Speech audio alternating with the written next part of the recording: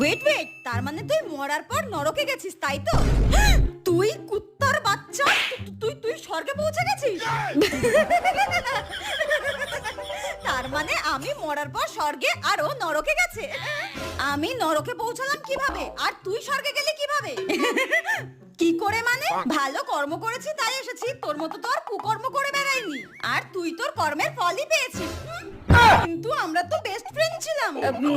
এবার ফোনটা রাখ, আমি একটু স্বর্গটাকে পুরো ঘুরে দেখবো, বুঝলি? ভালো মন্দ কত খাবার খাবো, তুই এবার রাখ, ঠিক আছে? আরে পরশুদিনে তো তুই 51 নম্বর বয়ফ্রেন্ড চেঞ্জ করলি। প্রতিটা ছেলেকে বিয়ের প্রতিশ্রুতি দিয়ে একটা ছেলেকেও তুই বিয়ে করিসনি। প্রতিটা ছেলের জীবন নষ্ট করেছিস। তুই কি করে ভালো কর্ম করিস রে? তাও তুই স্বর্গে গেলি আর আমি নরকে। তুই এবার রাখ, ওকে বাই, টাটা। আবে শোন, ফোন কাটবি না, দাঁড়া দাঁড়া। আমাকে এখন এই নরকে থাকতে হবে, তারপর আমাকে গরম তেলে ভাজা হবে।